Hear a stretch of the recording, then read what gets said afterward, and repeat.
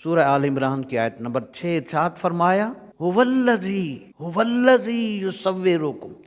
یہ جتنے آپ آیتیں سنیں گے نا، اس میں ہوا کا لفظ ہوالذی کا لفظ ہے، تاکہ اس پہ فوکس ہو، اس پہ سٹریس کیا اللہ نے. ہوالذی یصورکم فی الارحام کیف یشاء. وہی اللہ ہے جو تمہاری تصویر بناتا ہے ماؤں کے پیٹ میں جیسی چاہتا ہے. غور کرتے جائیں، یہ اس پوری سیریز میں آپ کو رب کا مقابل نظر نہیں آئے گا جل وعلا. اور فرمایا اس کے سوا کوئی عبادت کے لائق نہیں، لا الہ الا هو العزیز الحکیم. اس کے سوا کوئی عبادت کے لائق نہیں جو اتنے بڑے کام کر رہا ہے، وہی عزت والا ہے، وہی حکمت والا. تیسری آیت ارشاد فرمایا اللہ اکبر، یہ ذرا اور قریب اس کی قدرت نظر آئے گی. وَهُوَ الَّذِي أَنشَأَ لَكُمُ السَّمْعَ وَالْأَبْصَارَ وَالْأَفْئِدَةَ قَلِيلًا مَا تَشْكُرُونَ. سورہ المومنون. اور وہی اللہ ہے جس نے بنائے تمہارے لیے کان، آنکھیں اور دل. قلیلًا ما تشکرون، تم بہت کم حق مانتے ہو اللہ کا، یعنی تمہارے دل میں اس کے شکر کے جذبات کم ہیں. چوتھی آیت اسی کے ساتھ ہی ہے، وَهُوَ الَّذِي، اور وہی ہے، یحیی، جس نے تمہیں زمین میں پھیلایا اور اسی کی طرف اٹھنا ہے دوبارہ زندہ ہو کر.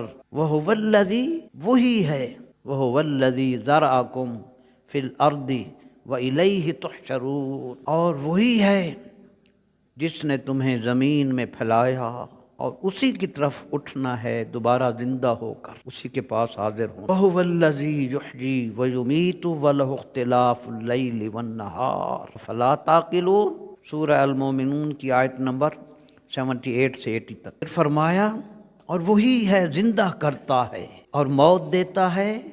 وَلَهُ اخْتِلَافُ اللَّيْلِ وَالنَّهَارِ، اور وہی رات اور دن کی تبدیلی فرماتا ہے.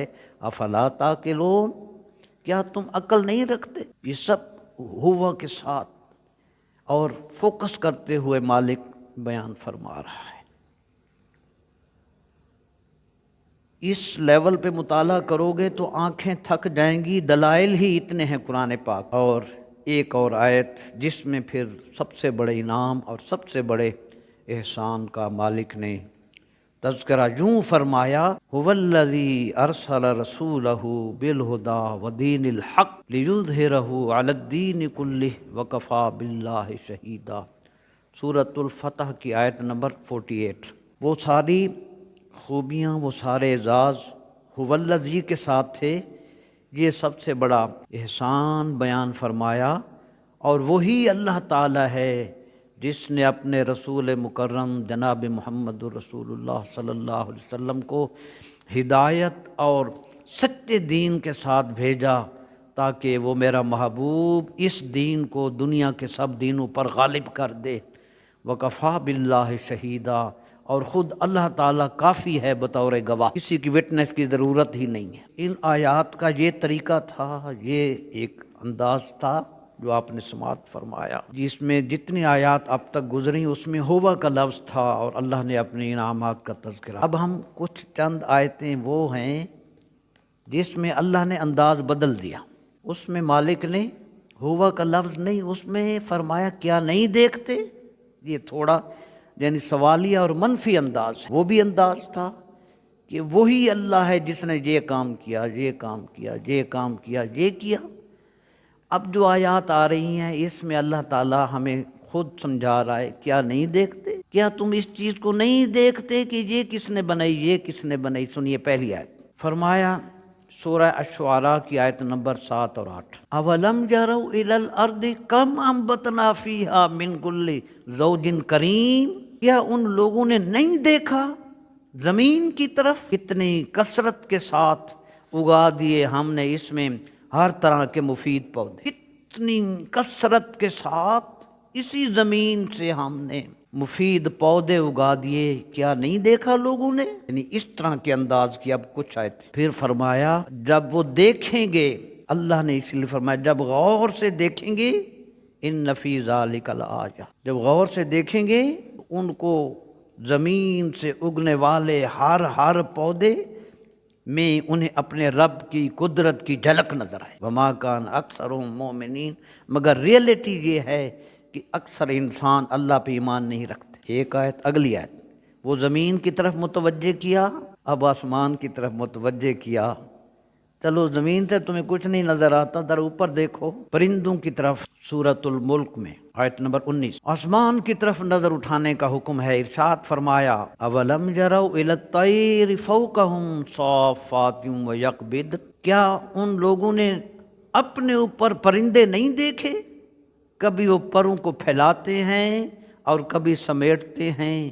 اگلا جملہ فرمایا ما یمسکہن الا الرحمن، ان تمام پرندوں کو کوئی نہیں روکتا سوائے اللہ رحمان کے۔ انہ بکل شیء بصیر، بے شک وہ سب کچھ دیکھتا ہے۔ رب العلا نے ان کا تذکرہ فرمایا، جانوروں کا تذکرہ۔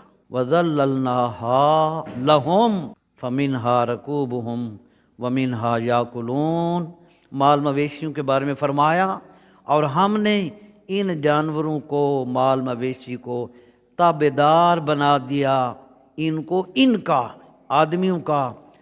پھر فرمایا بعض پر وہ سواری کرتے ہیں اور بعض کا گوشت کھاتے ہیں۔ فَمِنْهَا رَكُوبُهُمْ وَمِنْهَا يَأْكُلُونَ، بعض جانور پر سواریاں کرتے ہیں اور بعض کا گوشت کھاتے ہیں۔ وَلَهُمْ فِيهَا مَنَافِعُ وَمَشَارِبُ، ان جانوروں میں، ان انسانوں کے لیے، ان مویشیوں میں کئی منفعتیں ہیں اور پینے کی چیزیں ہیں۔ پھر فرمایا افلا یشکرون، اتنی بڑی نعمتوں پر کیا وہ شکر ادا نہیں کرتے؟ ارشاد فرمایا اولم یر الانسان انا خلقناہ من نطفہ، کیا انسان اس حقیقت کو نہیں جانتا کہ ہم نے اسے نطفہ سے پیدا کیا؟ یہ سورہ یاسین ارشاد باری ہے فَلْيَنْظُرِ الْإِنسَانُ إِلَىٰ طَعَامِهِ، ذرا انسان غور سے دیکھے اپنی غذا کو۔ انا صببنا الماء صبا ثم شققنا الارض شقا فانبتنا فيها حبا وعنبا، ذرا انسان غور سے دیکھے اپنی غذا کو، بے شک ہم نے زور سے پانی برسایا، پھر اچھی طرح پھاڑا زمین کو، اور پھر ہم نے اگایا اس میں غلہ۔ فرمایا یہ سب پیداوار متاع لکم ولانعامکم، یہ سامان زیست، زندگی کا سامان ہے تمہارے لیے اور تمہارے مویشیوں کے لیے۔ قرآن شریف میں سورہ النحل میں فرمایا وَلَتُسْأَلُنَّ عَمَّا كُنْتُمْ تَعْمَلُونَ، تم جو کچھ کرتے رہتے ہو ان کاموں کے بارے میں اللہ تعالیٰ تم سے ضرور سوال کرے۔ وہی جہاں ہے تیرا جسے تو کرے پیدا، تیری کائنات وہ عمل ہے جس کو تو کر رہا ہے، صبح سے شام تک یہ لکھ رہے ہیں۔ انا کننا نستنسخ ما کنتم تعملون، قیامت کے دن کتاب کھلے گی، اللہ کی طرف سے اعلان ہوگا تم جو کام کرتے رہتے تھے ہمارے فرشتے ان کو لکھتے رہتے تھے۔ ینطق بالحق، یہ سچی کتاب ہے، تمہاری تحریر جو تم نے کام کیے۔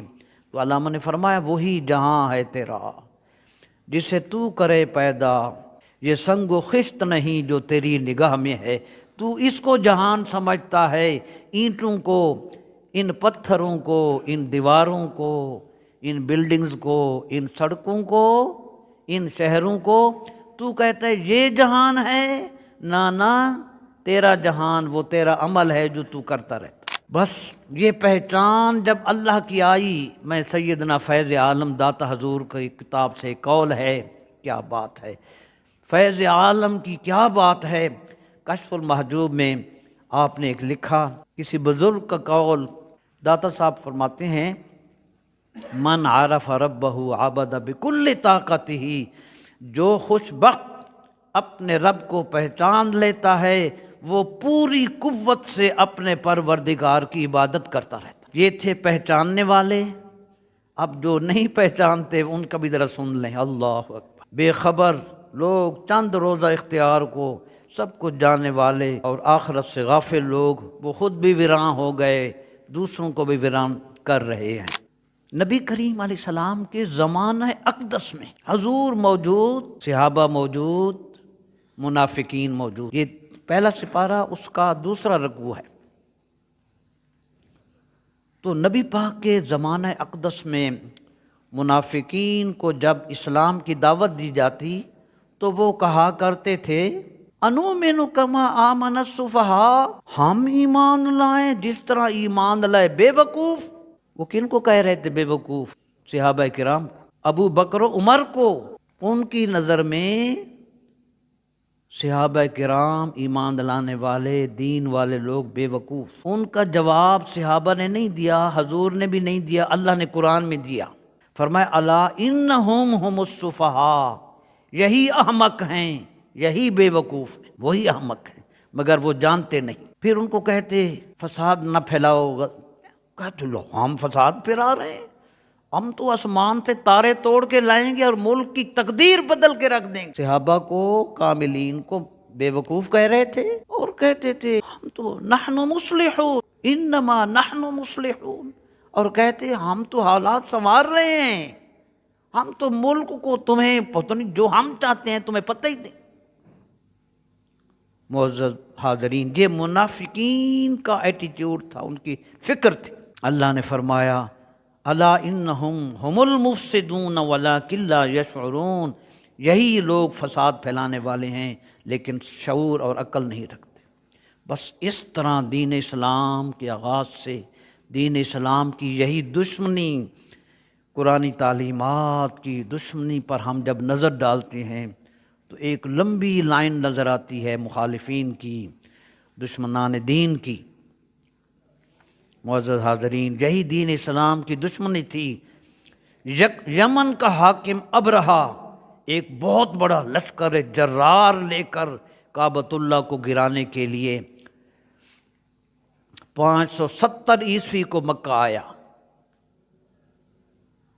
اور 570 عیسوی کو مکہ آیا، بڑا لشکر، اور اس کے لشکر میں جنگی ہاتھیوں کا ایک دستہ تھا، 10 یا 12 کی تعداد، اور ان ہاتھیوں میں سب سے بڑے ہاتھی کا نام محمود تھا۔ جب وہ خانہ کعبہ کو، کعبۃ اللہ کو گرانے کے لیے لشکر لے کر آیا اور قریب آیا، اور اس نے سب سے بڑے ہاتھی، اب حملے کا آغاز ہو رہا ہے آپ کے کعبہ پر، تو مسجدیں بند ہو رہی ہیں نا، کعبۃ اللہ پر۔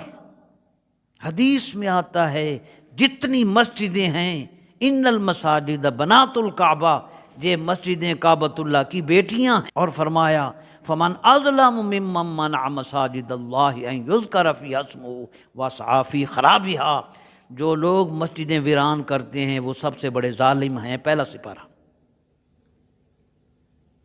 تو وہ بھی خانہ کعبہ کو گرانے آیا، لشکر موجود، آغاز ہوا چاہتا ہے۔ اس نے سب سے بڑے ہاتھی محمود کو مکہ کی طرف جب ہانکا تو وہ آگے نہ بڑھا، وہ زمین پر بیٹھ گئے، یعنی کعبہ کا حیا جانور بھی کر رہا ہے، ہاتھی جانور ہے نا، وہ آگے نہ بڑھا، زمین پر ہاتھی بیٹھ گیا۔ ہاں، اور کسی طرف اس کو اٹھاتے تو وہ چل پڑتا، ادھر نہ جاتا۔ بس اتنا ہی ہوا۔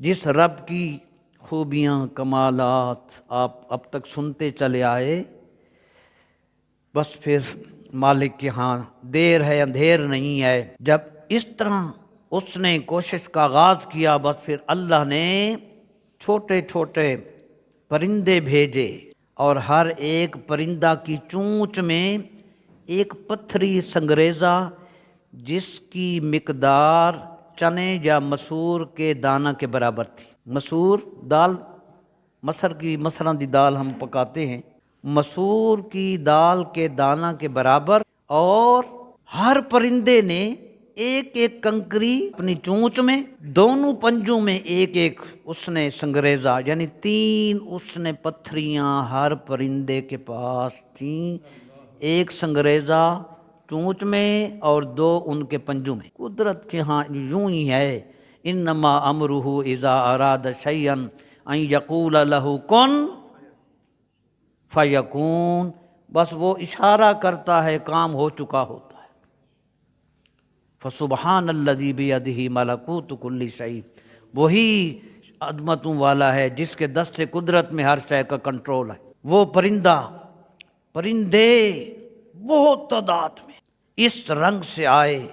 اب حملہ دیکھیں، ہر پرندہ ایک کنکر پھینکتا اور وہ لشکر کے ایک فرد کے فولادی خود، جو ہیلمٹ ہوتا ہے جو آج کل پہنا جاتا ہے، اس لشکر کے سر پر جو ایک لوہے کا خود اس پر لگتا، اس کے پار، پھر اس کی زرہ کو لگتا، اس کے بھی پار، پھر اس کے جسم کو لگتا، جسم کو چیرتا ہوا وہ تھوڑا سا مسور کے پتھر جیسا بریک دانہ جسم کو چیرتا ہوا زمین کے اندر دھنس، نہ جا اس کے تحمل پر کہ بے ڈھب ہے گرفت اس کی، اور ڈر اس کی دیر گیری سے کہ سخت ہے انتقام اس کا۔ معزز حاضرین، لشکر کا اکثر حصہ وہیں ہلاک ہو گیا، اور یہ واقعہ محرم کے مہینہ میں ہوا،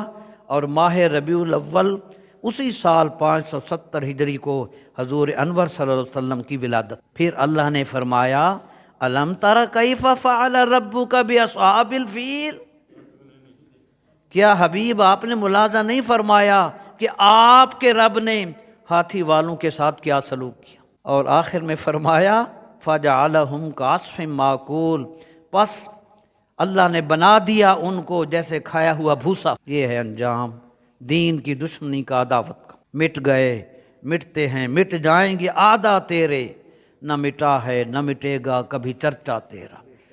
ان لوگوں کی بڑی طویل فہرست ہے، فرعون، نمرود، شداد، حامان، ابو جہل، یزید، شمر، یہ سب ان کے نمائندگوں کے نام ہیں، اور یہ ہر دور میں ہوا کرتے ہیں۔ ایسے ظالم لوگوں کے بارے میں قرآن شریف میں اللہ نے فرمایا وَمَنْ أَعْرَضَ عَنْ ذِكْرِي فَإِنَّ لَهُ مَعِيشَةً ضَنْكًا وَنَحْشُرُهُ يَوْمَ الْقِيَامَةِ أَعْمَىٰ۔ اللہ اکبر، فرمایا اور جس نے منہ پھیرا میری یاد سے تو اس کے لیے زندگی کا عرصہ تنگ کر دیا جائے گا، وَنَحْشُرُهُ يَوْمَ الْقِيَامَةِ أَعْمَىٰ، اور قیامت کے دن ہم اسے اندھا کر کے اٹھائیں گے۔ یہ وہ لوگ تھے جو دین سے بے خبر، غافل، اپنی مفادات کے بندے، اس طرح خود بھی تباہ ہوئے، دوسروں کو ویران کر گئے۔ اب میں آپ کو بتاتا ہوں کہ جن کو رب کریم ہدایت کی چمک دیتا ہے پھر ان کا رنگ دیکھیں۔ یہ آپ نے واقعہ سنا ہوا ہے، ہجرت حبشہ، اعلان نبوت کے 5ویں سال صحابہ کرام رضی اللہ عنہم نے کفار مکہ کے ظلم و ستم کی وجہ سے مکہ مکرمہ سے حبشہ کی طرف ہجرت کی۔ ابتدا میں 11 مرد اور 4 عورتوں نے ہجرت کی، جس کی قیادت سیدنا عثمان غنی ذو النورین رضی اللہ عنہ نے کی، اور ان میں نبی کریم علیہ السلام کی صاحبزادی حضرت سیدہ رقیہ رضی اللہ عنہا شامل تھی۔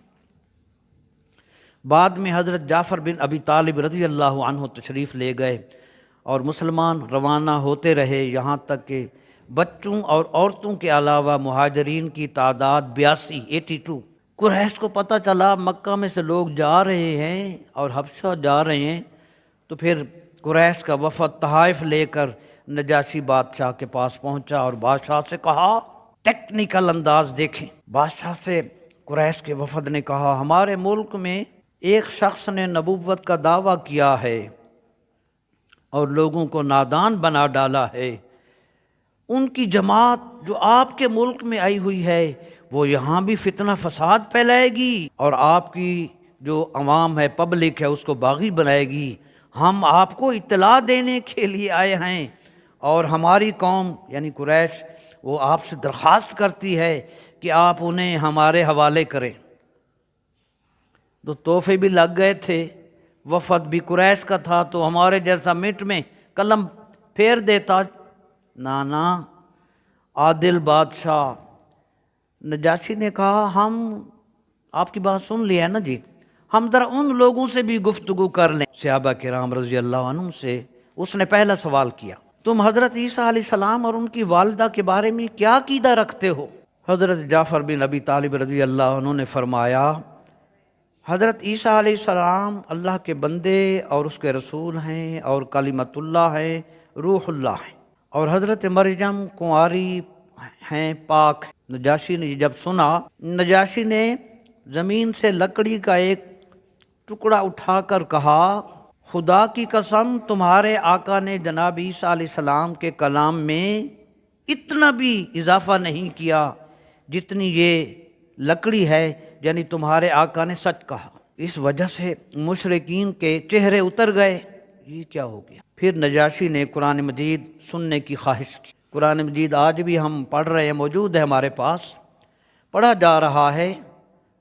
اللہ اکبر، بس بہت بڑا منظر ہے، کیپچر کریں۔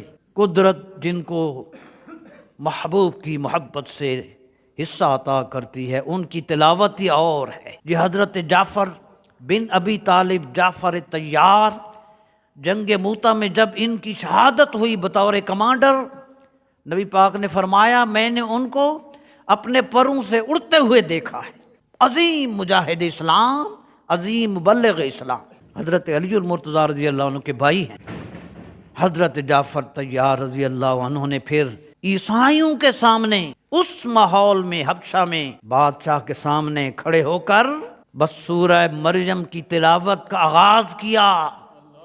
ہاں، ہماری میری تلاوتیں تجوید و قرات اور ہے، ایک دل کے درد اور سوز سے، اور اللہ رسول کی محبت میں فنا ہو کر ایک غیرت تھی کہ ہمارا قرآن سچا ہے، ہم جائیں جائیں کرنے والے نہیں۔